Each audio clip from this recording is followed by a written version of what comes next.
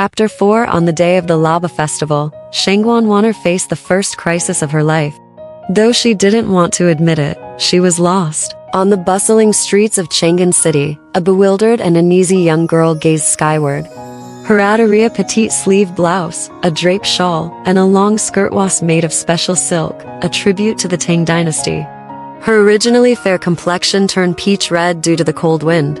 Unlike the fuller figures of contemporary ladies, her slender frame was delicately covered. With a short embroidered jacket thick in material, with wide cuffs on the half sleeves, both luxurious and warm. Despite trying to hide her anxious demeanor, the girl's picturesque beauty still attracted many onlookers. This was how the most powerful woman of the era wanted her to dress. The streets of Chang'an were teeming with people of all sorts. In Shangguan Wan'er's eyes, there was a hint of fear and loneliness. In her brows, a hidden unease and confusion. The style of clothing Wan'er wears will soon be imitated by the women in the palace. It's better to take a good look now. To ensure future comfort, let those women willingly wear the colors and clothes I like, the Empress had once said. Her words echoed in Wan'er's ears. Imagine, some ministers who dislike me will return home only to see their wives and daughters bearing my shadow. Wan'er thought the Empress regarded everything beneath her. Recalling that scene, she awkwardly allowed the palace maids to adjust her collar, subconsciously wanting to avoid the scrutinizing gaze of the woman seated in power. The descendant of the Shangguan family, who managed the imperial edicts, could only bow her head and murmur softly. "You can't yet see what I see," said the Empress, her voice laden with profound implications. "You need to listen carefully to the unspoken words and remember the true nature behind what you see. If you aspire to great ambitions, you must stand even higher than your aspirations, otherwise you will be consumed by your own principles. Although I think that would also be a beautiful sight, I would indeed find it regrettable. So, be careful, Wan'er, be careful." Her smile as she turned around was tainted with cruel, bloody filth, yet Shangguan Wan'er still grasped the lifeline left in this dangerous environment. In hopes of one day holding the scales that measure the talents of the world with her own hands. "My lord, you really have an eye for quality." These poems are all from the hands of Shangguani's granddaughter. Buying them for your child to recite and learn might just make him the next great prime minister of our great Tang. A vendor's voice on the street interrupted her thoughts. It was her grandfather Shangguani's poetry that tightened her heart, as if mocking her current helplessness and confusion. A few steps behind her, at a painting stall, a conversation that caught her attention was underway. Shangguan Wan'er curiously joined a group of 3 or 5 customers, somewhat surprised to see her own poems fluttering on several scrolls. Although Shangguan Wan'er is a favorite of the Empress, when did she become the Prime Minister? It seemed that several affluent customers pretending to appreciate the art, while actually being completely ignorant, crudely flipped through the scrolls. Despite being busy to the point of exhaustion these days, either reviewing and revising edicts, or recording and correcting the advisories of court officials, she was, after all, a born literator at heart. Always enamored with the timeless poetry and the elegant conversations of literati and scholars. Whenever she couldn't resist the urge to write poetry, regardless of the pile of petitions by her side, Shangguan Wan'er would find a blank piece of paper nearby, allowing her thoughts to gallop through words, her pen moving as light as a feather. Empress Wu Zixin, who was also in the study dealing with state affairs, would occasionally stop her work and watch her silently with a smile, completing one piece after another. The busier it got, the stronger her urge to write poetry became. Sometimes Shangguan Wan'er wondered if Wu Zixin deliberately gave her these seemingly endless petitions, just to watch her suddenly immerse herself in poetry like a madwoman. Everyone knows that the court is run by the Empress. Shangguan Wan'er handling the edicts for the Empress. Her orders are equivalent to imperial decrees, aren't they? Having the reality of a prime minister without the title, saying she's an unprecedented female prime minister isn't an exaggeration. It's the same with the master as it is with the servant, a customer added with interest to the conversation. Having the reality without the name. I think the day when the name matches the reality isn't far off. Look, the emperor is always in Luoyang, recovering from illness, and hardly ever returns. Placing a crown prince to solidify the capital, yet even his chosen crown princess had her purity stolen. In this world, when women are in power, men have a hard time. First, there was a regent Empress, and now we have a talented woman whose rank is higher than a princess, and her power greater than a prime minister. We should go home and work harder with our wives to have more daughters for our old age. The customers nodded in agreement and then laughed at themselves. If the Empress really replaces and unites the world, Shangguan Wan'er's poems will significantly increase in value. Not buying them now would be a loss for us men, said a vendor who was not interested in national affairs, but was skilled at selling. At his words, customers began to snatch up the items eagerly. Shangguan Wan'er watched them blankly, her heart stirred by the implications in their conversation. Wu Zixin, indeed, was a woman of deep ambition, not only holding immense power, but also gaining the loyalty and following of several renowned and capable officials, scholars, and ministers. Everyone was guessing when Empress Wu would usurp the Li family's reign to become the ruling empress. No. It should be said, everyone was waiting for that day to come. It was getting closer. Before that day, Shangguan Wan'er must grow to the point where, during the change of the dynasty, Wu Zixin would see her as an indispensable right hand, rather than a disposable plaything to be kicked away.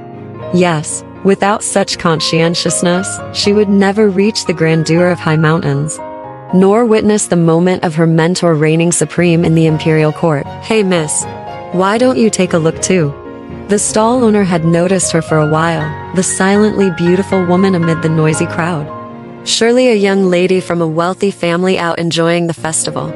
Shangguan Wan'er is about your age too. Her poetry might resonate deeply with you. Thank you.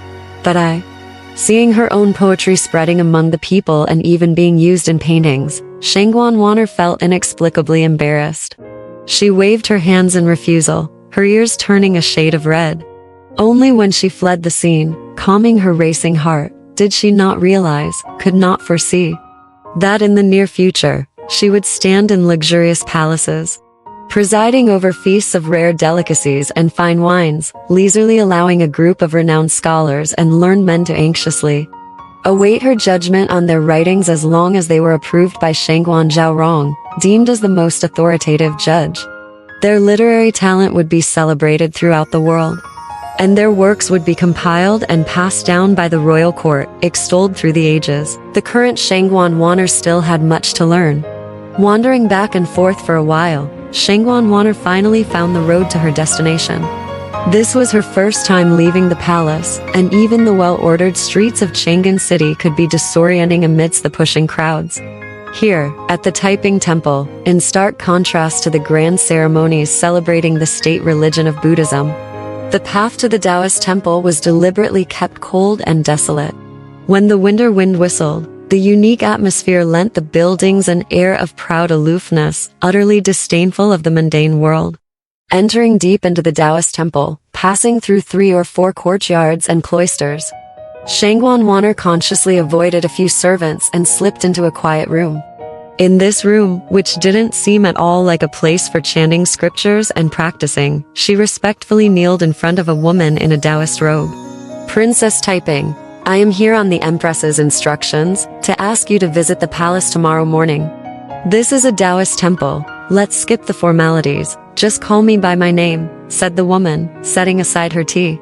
She walked over to Shangguan Wan'er and unexpectedly pulled her up. Shangguan Wan'er stood up in surprise, staring at Princess Taiping, who wore a smile as delicate as a flower. Dressed so beautifully, I almost didn't recognize you.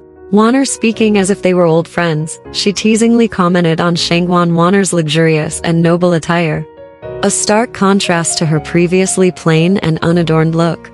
The princess's light laughter was surprisingly impactful, her long, deep eyes twinkling with a dangerous hint, silently warning that, despite her friendly smile, Princess Taiping was not at all pleased. Princess, you jest at Wan'er. Dressed like a monkey in silk, it means nothing. Not at all, just like me, wearing a Taoist robe and living in a temple, it's hard to say I'm a true monk. Princess, I did not mean to imply that you are insincere. Shangguan Wan'er bowed her head again, her tone unusually resistant.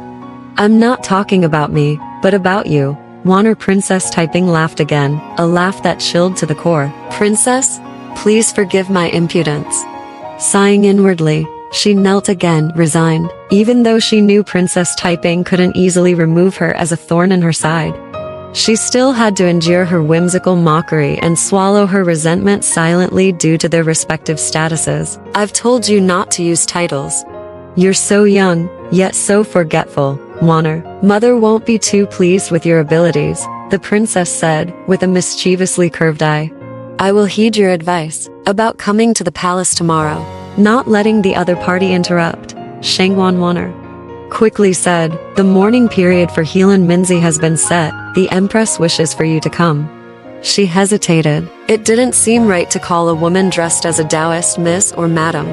Looking up, Princess Taiping awaited her response with an amused expression. Double quotes. To witness the death of a man who deserved more than his punishment, Li Lingyu. A man who deserved more than his punishment? Li Lingyu laughed as if she had heard the joke of the century.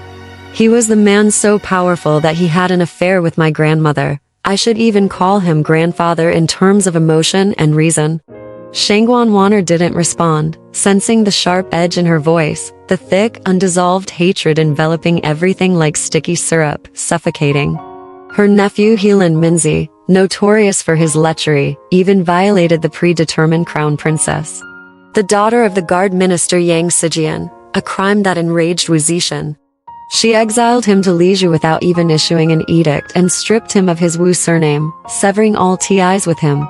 Princess Taiping, at the age of 7 or 8, often visited her grandmother, Lady of the State of Rong.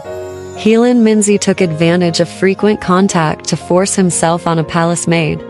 Accompanying her, there were rumors that the real victim was Princess Taiping herself. When he arrived in Shaozu, he was strangled with a horse bridle, and his body was sent to the palace. Yesterday, Wu Zixin didn't even look at it, casually ordering a few servants to handle it. Planning a simple burial ceremony the next day and quickly getting rid of the coffin to the Helan family. Sending Shangguan Wan'er to the temple secretly tonight was also indirectly confirming the rumors. And more importantly, Wu Zixin was willing to let her know the truth of the rumors. The intelligent and cold-hearted princess certainly understood the significance of Shangguan Wan'er's presence, actually revealing her experiences in front of outsiders. The Empress, always with complex motives, had come to trust this girl born in the imperial harem so much. Li Lingyu's gaze was icy, but her lips still smiled. Tell mother, I will certainly come to witness tomorrow, yes. Shangguan Wan'er couldn't help but exhale a sigh of relief. Then, please excuse me Li Lingyu, serve my mother well. Wan'er Li Lingyu smiled wickedly, as if playing with something soon to be discarded. See you tomorrow. See you tomorrow. Shangguan Wan'er left the Taoist temple, shaking her head. Tomorrow, she would have to endure more mockery and torment. Returning to Minxi Palace, Shangguan Wan'er immediately went to the Yangexian hall bedroom, but did not find Wu Zixin, who usually would still be reviewing edicts by candlelight. Asking Wei An, the eunuch only pursed his lips, showing a hesitant expression. Shangguan Wan'er thought he initially did not intend to tell her. Go to the main hall. The Empress must be there. Remember, you have to go alone. What was she doing in the grand hall late at night? Shangguan Wan'er, who had been with Wu Zixin for some time, discovered this habit of hers for the first time. Guessing at possible reasons, she walked alone towards the Jinluan Hall, where officials gathered at dawn, holding a lantern that lit the long corridor. The guards usually stationed outside the main door were absent. Shangguan Wan'er didn't dwell on the implications, her attention captured by the long, dragon-like rows of candles inside the hall. The bright red seemed to converge at one spot, focusing unwaveringly on the elegant figure standing in the center of the hall, facing the dragon throne. Wu Zixin was dressed in a dark brocade robe adorned with intricate patterns, her unyielding silhouette like a soaring black dragon. Her usually blue-purple hair under the sunlight, now black as satin, was coiled into an elaborate bun adorned with kingfisher feathers on golden pins, adding a touch of delicate grace to her majestic presence. Shangguan Wan'er was speechless. The intense made it almost difficult to breathe, almost causing her to drop the cumbersome lantern. She had to kneel, to worship the divine grace of heaven, for she didn't know how else to convey her feelings to Wu Zixin. She didn't know how to express her reverence to this woman, whose fame was destined to last through the ages. Wan'er?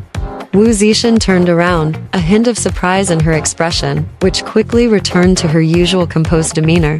I see. Wei-an told you. Empress, struggling to squeeze out words from her tight throat, Shangguan Wan'er stuttered. Empress, Wan'er has relayed the message to Princess Taiping. You've worked hard. Wu Zixin's smile was warm, her maternal aura, making Shangguan Wan'er blink unaccustomedly. Linger is a bit spoiled, but she's brave and resourceful, intelligent and cunning, just like Wan'er. Both of you are rare female ministers.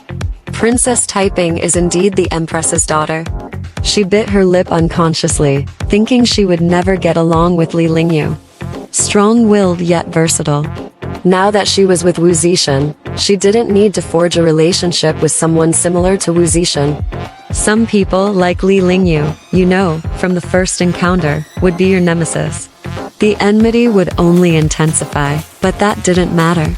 The world didn't need another Wu Zixin. Her political mentor was unique. Who would need a second when they knew the first? Shangguan Wan'er felt like she was watching a fascinating play, and wanted to see it through to the end, to witness the inevitably heart-shaking finale. She didn't want to be another Wu Zixin, but to accompany her to the end. My dear Wan'er, don't be upset. An angry face doesn't suit a scholar like you, Wu Zixin chuckled softly, her voice tinged with schadenfreude. Li Lingyu and Shangguan Wan'er, both young and already aware of their destinies, were full of ambition and talent, deeply nurtured by Wu Zixin herself. Compared to the Crown Prince Li Hong, they were the real successors of Wu Zixin. However, as history has shown, the more similar two people are, the more they end up fighting each other, unable to coexist, because neither needs the other. Nothing is more exhilarating than the battle of evenly matched adversaries. Unfortunately, this might happen in a future she wouldn't see. Wu Zixin was confident in both her students. Their journey, regardless of success or failure, would be a lesson for posterity. Eternity is not about living forever, but the transmission of thoughts. Even if the body perishes, the soul can be reborn in others. With great delight, Wu Zixin led Shangguan Wan'er up the steps, step by step, to the side of the dragon throne. It took me decades to walk these few steps, she said, touching the chair's back. Her profile gentle yet resolute, reminiscing about the tumultuous years of power. Now, only one step remains. Shangguan Wan'er pursed her lips, tasting the soreness of green plums. Placing her lantern on the ground, she suddenly, without a word, sat on the dragon throne. Even the usually calm Wu Zixin raised her eyebrows at this bold act. Anyone can sit on the dragon throne. After all, it's just a chair, Shangguan Wan'er said, looking into Wu Zixin's eyes as dark as midnight, knowing she had already seen the sun and moon in those depths. But what makes Wan'er and the loyal ministers of Tang bow and chant long live every day, isn't this throne, nor the person who can no longer sit up straight on it. Do you realize that you should have died 1,000 times over for saying that? Wu Zixin leaned against the throne's armrest, her other hand near the throne's golden dragon carving, trapping Shangguan Wan'er in her embrace. This young, audacious girl even dared to smile. But I didn't die, did I? You're alive because I didn't allow you to die. Inhaling the girl's fragrant scent, Wu Zixin sighed softly. Fond of Shangguan Wan'er's scent, reminiscent of an inkstone's aroma, pure and clear. Shangguan Wan'er was about to speak, when a slender finger gently pressed against her lips, leaving her blinking in confusion. Gazing at Wu Zixin's face, capable of enthralling any man. Wan'er, don't utter such rebellious words again. You know well that living in the palace requires being adept in politics, but the definition of a traitor or a loyalist changes with the times. I don't care how the world criticizes us women for not relying on men. As long as we maintain our principles and moral integrity, even when it brings us trouble, we are destined to rule the world. Do you understand? Wu Zixin didn't wait for Shangguan Wan'er's response. Their lips finally met. The candles in the hall flickered, illuminating the young girl sitting on the dragon throne and the woman in the brocade robe dictating the world. Their intimacy, their ambitions, their dreams of making the Tang dynasty glorious, were all proudly displayed in the hall. Before closing her eyes, Shangguan Wan'er committed to memory the fiery red colors that seemed to burn the world. Years later, when Li Longji entered the palace with a sword, what he saw was the same as this night. The dimly lit imperial majesty in the deep night and Shangguan Zhaorong, proudly standing amidst it all, weighing the world.